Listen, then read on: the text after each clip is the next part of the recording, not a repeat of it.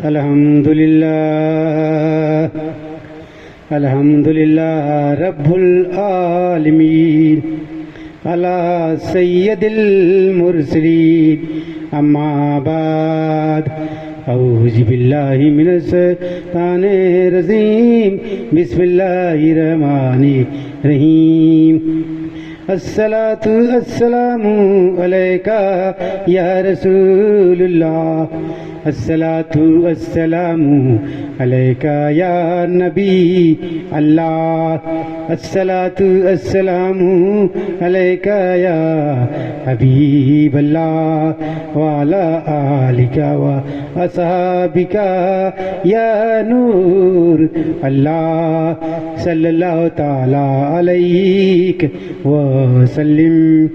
ناظرین حضرات السلام علیکم رحمۃ اللہ وبرکاتہ۔ حضرات درود پاک کی فضیلت اور برکتیں اتنی ہیں کہ آپ اگر ایک مرتبہ درود شریف پڑھو گے تو آپ کو 10 رحمتیں نازل ہوگی۔ اسی طرح سے اگر آپ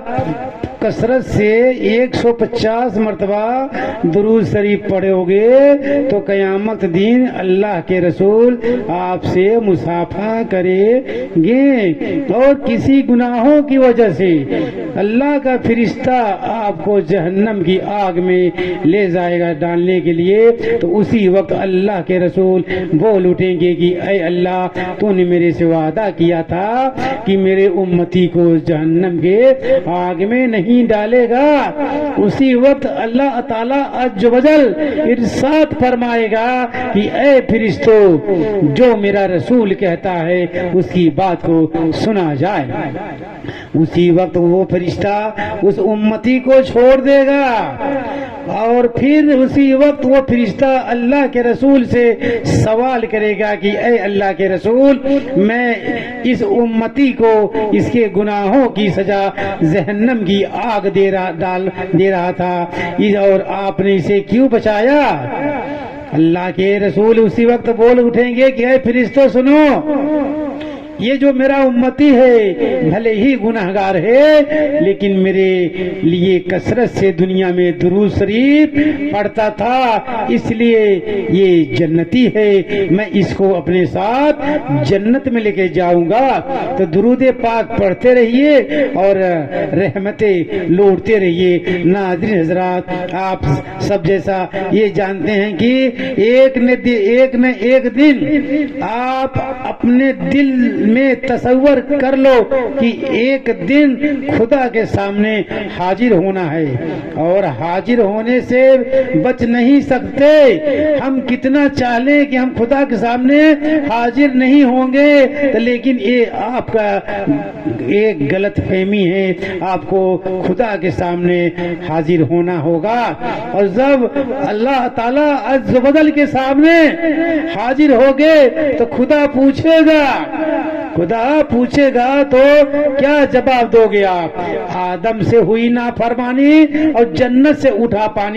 دانا پانی، اسی طرح سے آپ کا بھی ہوگا حال۔ حضرت آدم علیہ صفی اللہ جنت میں ایک ہی غلطی کیے تھے، جو کہ شجر مغنوہ کا پھل لا کے کھائے تھے اور اما ہوا کو کھلا دیے تھے، اور انہیں جنت سے نکال دیا گیا، دنیا میں بھیج دے دیا گیا۔ اور اسی طرح سے اللہ تعالیٰ عز و جل دنیا میں جب ہمیں بھیجا ہے تو اپنی عبادت کے لیے بھیجا ہے، نہ کہ گناہ کرنے کے لیے بھیجا ہے۔ اور ہم دنیا میں جب آئے ہیں تو ہم اللہ کی عبادت بھول گئے اور اللہ کی عبادت نہیں کر رہے ہیں اور گناہوں میں چلنے لگ رہے ہیں۔ ایک نصیحت دیتا ہوں کہ 50 سال بعد بیٹی کے دیکھنے کے لیے لوگ آتے تھے تو آنکھ نکال لینے کا جذبہ رکھتے تھے۔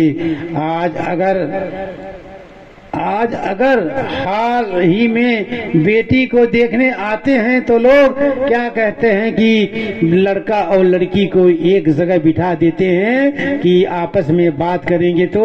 پیار محبت بڑھے گی۔ لیکن نہیں، پیار محبت نہیں بڑھتی، کچھ ہی دن کے بعد وہ جواب بھی ہو جاتا ہے استغفر اللہ ربی من ذمت۔ ایسا نہیں کرتے۔ اللہ تعالیٰ عز و جل کے سامنے ایک دن ہمیں حاضر ہونا ہوگا، جیسا بھی کرو گے اسی طرح سے اللہ تعالیٰ عز و جل کے سامنے حاضر ہونا پڑے گا آپ کو۔ آپ دنیا میں کبھی یہ نہ سوچو کہ ہم اللہ تعالیٰ عز و جل کے سامنے حاضر نہیں ہونا پڑے گا، تو آپ کو ہونا پڑے گا، کسی بھی طرح سے اللہ تعالیٰ عز و جل کے سامنے ہونا پڑے گا آپ کو، چاہے آپ گناہ کر لو دنیا میں، چاہے آپ نیک کام کر لو، نہیں تو دنیا میں جب تک ہو اللہ کی عبادت کرو، کیونکہ انسان کی زندگی ایک ہی بار ملتی ہے، دوبارہ نہیں ملتی۔ دوبارہ یہ بھول جاؤ کہ انسان کی زندگی دوبارہ ہمیں ملے گی، دوبارہ تو نہیں مل سکتی بھائی میرے۔ اس لیے انسان جب دنیا میں آتا ہے تب پیسہ کمانے کے چکر میں اللہ تعالیٰ عز و جل کو بھول جاتا ہے، اتنا بڑا تکبر کر لیتا ہے پیسے کے لیے کہ اپنے پریوار سے رشتہ توڑ لیتا ہے، غیروں سے رشتہ توڑ لیتا ہے، سب کو بھول جاتا ہے اس پیسے کے چکر میں کہ ہمارے پاس دولت ہے۔ اگر کسی کو پہچانے گا تو پیسے والے کو پہچانے گا، اگر اس کے پاس پیسہ نہیں ہے تو اسے نہیں پہچانے گا۔ یہ دھیان دینا، اللہ تعالیٰ عز و جل جب دنیا میں کسی کو دولت دیتا ہے تو اسے ایک بار موقع دیتا ہے کہ اگر یہ دولت کے چکر میں مجھے بھول گیا اگر، تو میں اس کی دولت کسی نہ کسی بہانے چھین لوں گا۔ اور چھینتا ہے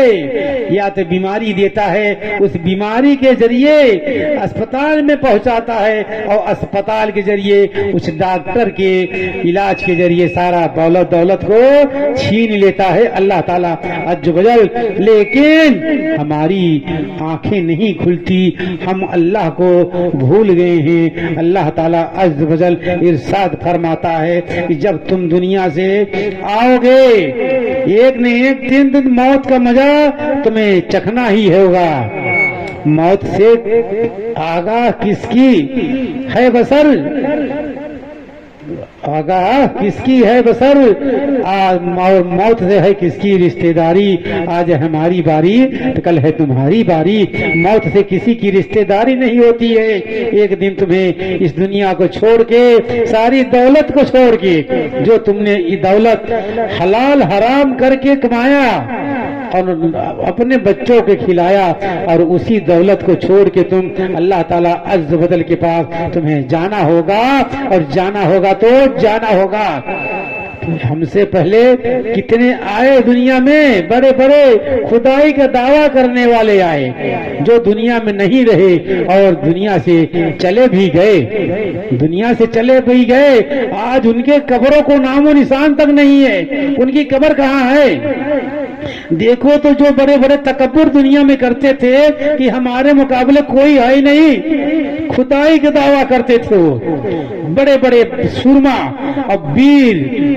آج ان کے قبروں کے نام و نشان تک نہیں ہے، ان کے قبریں کہاں ہیں؟ دنیا میں جب رہتے تھے وہ بڑا ہی اکڑ کے تکبر کر کے چلتے تھے وہ کہ ہمارے جیسا کوئی ہے ہی نہیں، ہم ہی ہم ہیں، اکڑ کے سینہ تان کے چلنے والوں دیکھ لو آج ان کی قبروں کا نام و نشان نہیں ہے۔ تو ہم کس کھیت کی مولی ہیں، ہم کس کھیت کی مولی ہیں؟ ایک دن ہمیں بھی اس دنیا کو چھوڑ کے اللہ تعالیٰ عز و جل کے سامنے حاضر ہونا ہے۔ اگر دنیا میں ہم عبادت کر کے نہیں گئے تو ہماری قبر کچھ ہی دن کی بعد بیٹھ جاتی ہے۔ وہ کیوں بیٹھ جاتی ہے؟ دنیا میں ہم نے مکان بنایا، دنیا میں ہم نے اپنے لیے اپنے بچوں کے لیے مکان بنایا، اس میں کیا دیا؟ لینٹر دیا، پیلر دیا، سریا دیا۔ کیوں؟ کہ اس مکان میں مضبوطی آ جائے، وہ کبھی بیٹھے نہیں، 20 سال 25 سال 30 سال چلے ہو۔ لیکن ہماری کیا گارنٹی ہے ہم کتنے سال چلیں گے؟ ہم دنیا میں کتنے سال چلیں گے؟ ہم اپنے قبروں میں پیلر اور لینٹر نہیں لگا رہے ہیں، ہاں اپنے قبروں پیلر میں لینٹر نہیں لگا رہے ہیں، اور کیونکہ جب نہیں لگاتے ہیں لینٹر پیلر تو وہ قبر کچھ دن بیٹھ جاتی ہے۔ اب پوچھو گے قبر اور لینٹر کے پیلر کیا ہے؟ ہماری عبادت، ہماری نماز، ہمارا اللہ کا ذکر، ہمارے رسول کی درود شریف، ارے ہمارے رسول کی نعت پاک، ہمارے رسول کی قرآن، ان سب کی عبادت کرو، اور آپ دنیا سے جب جاؤ گے آپ کے قبر مبارک کبھی بیٹھے گی نہیں، یوں ہی پلین رہے گی اٹھی کی اٹھی۔ آج دیکھ لو دنیا میں ولی اور نبی کو دیکھ لو، کیا نبی کے بال بچے نہیں تھے؟ ان کی بیوی نہیں تھی، ان کی اولادیں نہیں تھی، ان کی کھیتی باڑی نہیں تھی، ان کی بادشاہیت نہیں تھی، سب کچھ تھا ان کے پاس، اور انہیں یہ پتا تھا، نبی کو یہ پتا تھا کہ ایک دن میں دنیا کو چھوڑ کے اللہ تعالیٰ عز و جل کے پاس جانا ہے مجھے، اور اللہ پوچھے گا اپنے سامنے بٹھا کے کہ دنیا میں تجھے بھیجا تھا میرے لیے کیا کر کے آیا، میری عبادت کیا کہ نہیں کیا؟ اسی طرح سے ہمیں بھی پوچھا جائے گا جب ہم اللہ تعالیٰ عز و جل کے سامنے پیش ہو گے دنیا سے جانے کے بعد، تو اللہ تعالیٰ عز و جل پوچھے گا